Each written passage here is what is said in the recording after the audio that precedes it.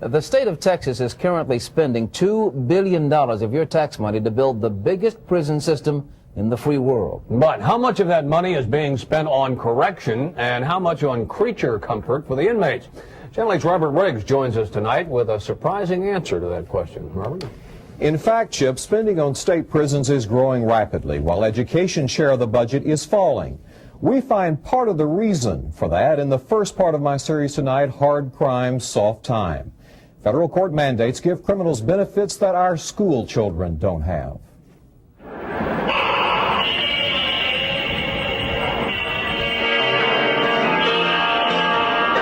One ice cream pint.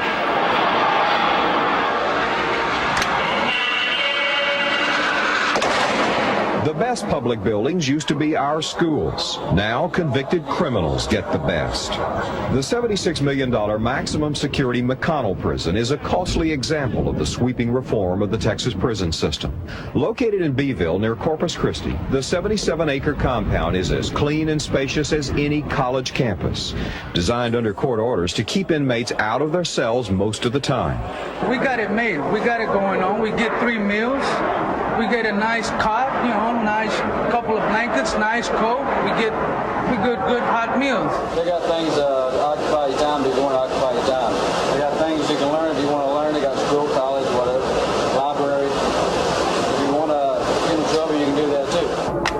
That's correct. There's computer-assisted language classes. The prison system runs one of the richest school districts in the state.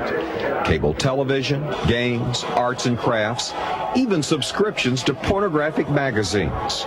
Rules from federal court decisions spell out the daily regimen, from the brightness of light bulbs in a cell to fresh air and noise levels. Check the middle of that plan. Check the inside of it also. Inmates can't work outdoors if it's too hot or colder than 42 degrees, but the guards can. Contrary to public misconceptions, Texas inmates do have to work if they are physically and medically able. A majority of the public would like to see these inmates out here doing hard labor, and to use an old campaign slogan, busting rocks. I mean, how hard can you make them work? If he doesn't want to work hard, he's not going to, period. We can't physically make him work hard. Some try to hustle medical exemptions from back-straining labor. Those who refuse to work lose good behavior time off their sentences or other privileges. Yet the worst troublemakers often prefer to stay in their cell blocks watching TV. They claim that officers abuse them, things like that. There's no abuse going on down there. They don't like authority figures. Do they not know they're in prison? Some of them don't know they're in prison. A lot of them think we owe them something. Many inmates look upon the prison system as an entitlement program. A convicted drug dealer believes he's entitled to portable toilets when harvesting crops. Since this country was founded upon the United States Constitution that protects all citizens, I don't give up my citizenship when I enter the gates of this penitentiary. I don't give that up. But the field is just a short walk away from restrooms inside the prison gate. We should have Johns out in the fields. Okay? We don't have Johns out in the fields. McConnell holds 2,900 inmates in a model environment of constitutional standards at a cost of more than $32 million a year. Taxpayers could send 3 students to a state university for what it costs to keep 1 inmate here. Like it or not, the settlement of the landmark prison overcrowding lawsuit by inmate David Ruiz dictates how prisoners should be treated and what services they should receive. It also shaped the design of Texas' massive prison expansion. Inmates bunk in 2-man cells no smaller or austere than living spaces for sailors at sea or soldiers in Kuwait. Cells must furnish hot and cold running water, a window, desk, shelf, electrical outlet, antenna connection, and toilet. 4 dozen inmates share a 3-story day room. There's more space allotted for each inmate here than for children in public school classes. Ruiz required the prison system to permit most inmates to come and go from their cells as freely and frequently as they want for much of the day. A convicted killer held under stricter security because of disciplinary problems has filed 182 grievances. You don't like the way the doors on your cell are open? No, I don't like the way they're supposed to be opened hourly. They're supposed to be open, giving us 15 minutes prior to each and every activity, which is necessities, chow, recreation, what have you. Ruiz required the prison to give inmates 16 hours a day of out-of-cell activities. Jerry Lynn Henry of Dallas says he plays about 7.5 hours of basketball daily beneath an outdoor covered court. 2 hours a day, Henry also beefs up his muscular 292-pound body on weightlifting machines. If we didn't have no kind of activity, no TVs, this would be, let's see who the toughest with these. You know, it'll just be, every day somebody would die in here. The Texas Attorney General says his settlement of the Ruiz lawsuit 2 years ago gave officials the right to run Spartan prisons, providing minimal, bare levels of food, water, and shelter. But federal Judge William Wayne Justice recently intervened again, ordering replacement of little-used softball fields bulldozed in the wake of prison expansion. That sends a conflicting message to prison administrators on how tough and how far they can go without getting the federal courts on their backs. The Ruiz lawsuit ended institutionalized brutality, but even prison reformers say the construction of spacious prisons has gone too far. Chip, John? You know, Robert, I don't think anybody would really want to spend a night in prison. But a quick question. I think everybody is shocked at the amount of freedom that inmates have inside the cells. It's also not what the public wants. In our Listening to Texas poll, voters said, quit worrying about criminals' comfort. Take away the TVs. Treat them as criminals, not as hotel guests. Don't give them luxuries like workout facilities and libraries. I'll have more on that on tomorrow night's update. Okay. Thank you, Robert. You may have occasionally wondered, how tough is life in prison? Critics say overzealous court rulings for prisoners' rights have imposed absurd and sometimes expensive comforts on state prison operations. As a result, prison confinement is not as hard as the public expects. Tonight, Channel 8's Robert Riggs joins us with the conclusion of his series about life behind bars in Texas prisons. Robert? John, it became clear earlier this year that state prison is a place criminals can't wait to get into. Some inmates rioted and burned down crowded county jails in Texas to get transferred to state facilities. That's because inmates enjoy far more freedom inside state prisons.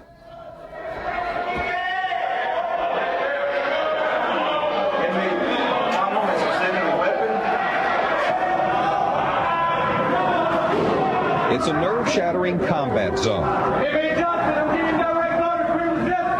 These are extremely dangerous, violent areas. Spit, urine, feces, and other body fluids splatter guards. If they don't feel that their pants were long enough, they can start off in a rage. A prison within the McConnell maximum security prison holds 400 inmates who have assaulted guards or other inmates. What's with the swastika? It's part of my heritage. It's called administrative segregation, built to expensive specs mandated by federal courts. These inmates cost taxpayers more than $55 a day, more than any other type of custody. Victor Holbert of Dallas, a four-time loser for car theft and burglary, assaulted guards 7 times. Holbert received 100 years for stabbing a guard during this incident with a sharpened spoon. Prisoners' rights often outweigh guard safety. This is what the officer got stabbed with in the mouth. This inmate committed 10 assaults. The convicted robber fakes a seizure to draw guards back within range of a spear. How do you get a spear in here? Well, unfortunately, I should say, we have to give them certain properties because they have certain rights. And they can make paper poles just about out of any kind of paper. And they put tips on these poles for parts of their property, making like little darts. And they spear the officers. It's fired by a slingshot made out of the elastic waistband of the inmate's boxer shorts. They loaded.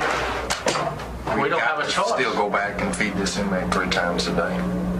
You can't say no more food for a week, for a couple of days, bread and water for a couple of days. Can't do that. We had to give him a nutritional value meal, and it has to meet them standards.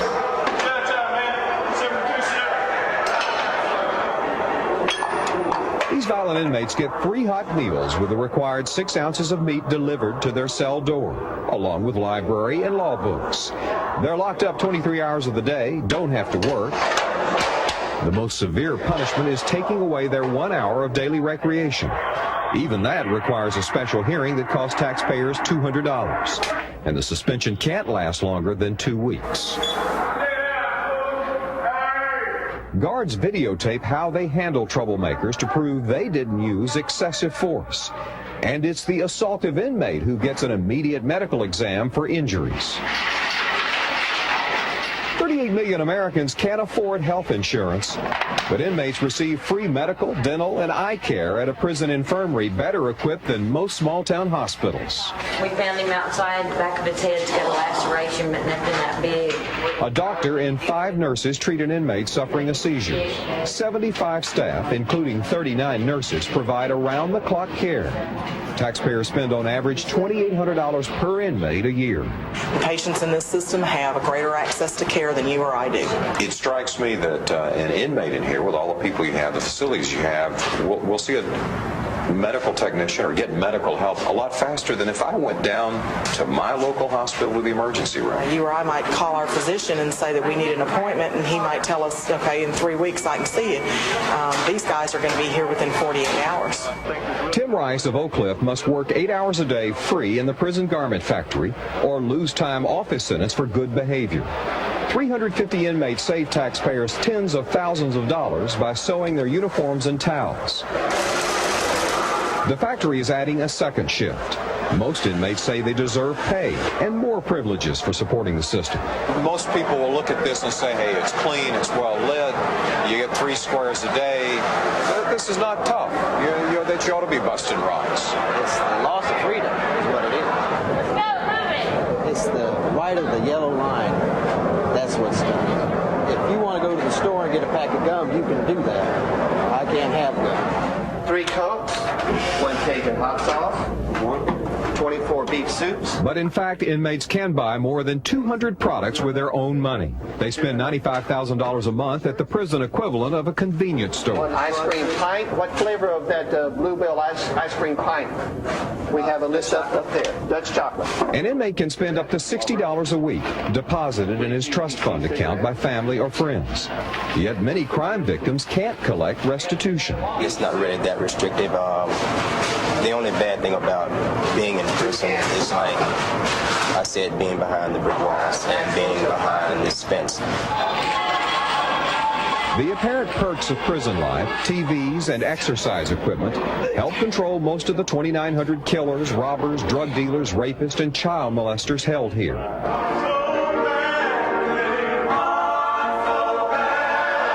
But a few inmates, such as the gospel disciples, have started to accept responsibility for themselves. They say that's the first step toward rehabilitation. I'm so glad today that you love me. That's the one ray of hope we saw. Most inmates believe they have a right to spacious prisons and programs.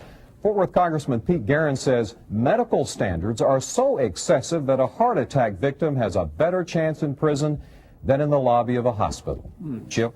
Robert, the viewers must be saying, what if we just turn off the TV sets, close down that commissary, cut down on this recreation that you just showed us? Well, these are privileges the system uses to get inmates to cooperate and do the work that helps keep the prisons running. Take it away and inmates threaten to riot, refuse to work, or file lawsuits. But there may be relief in the new crime bill. An amendment by Congressman Guerin now restricts a federal district judge from interfering in the prison system. It's yet to be tested. Okay, keep us updated. Thank you, Robert. Our series of reports on confinement in our state's new prisons, entitled Hard Crime, Soft Time, today triggered calls for tougher conditions. Fort Worth Congressman Pete Guerin says it's time to rein in the freedom and comforts that federal judges have given to inmates. Channel 8's Robert Riggs tonight has this follow-up report. 3 Cokes, 1 Cajun hot sauce, 24 beef soups, 1 large frito. It looks like the corner convenience store, but it's inside a maximum security prison.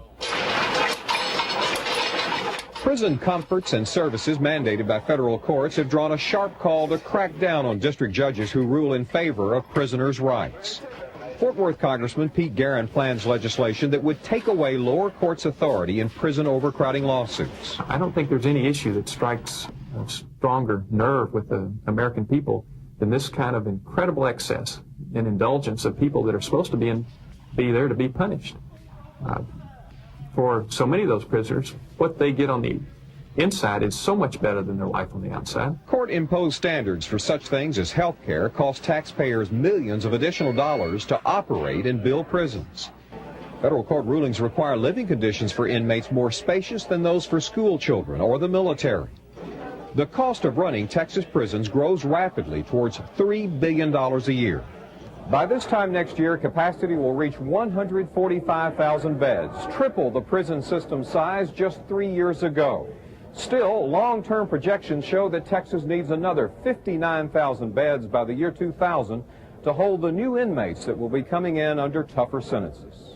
Texas settled the Ruiz overcrowding lawsuit 2 years ago, but its legacy continues to shape the expensive design of Texas prisons. A recent amendment to the congressional crime bill by Guerin greatly restricts federal intervention. What it really does is give the state a weapon to fight back against these judges. But it's a weapon Texas has yet to use. State political leaders appear reluctant to challenge rulings that make prisons softer than an outrage public demands. Robert Riggs, Channel 8 News, at the McConnell Prison, Beeville. Congressman Guerin says if the individual states could run prisons at 165% of capacity, the way federal prisons do, it would make 300,000 additional cells available nationwide.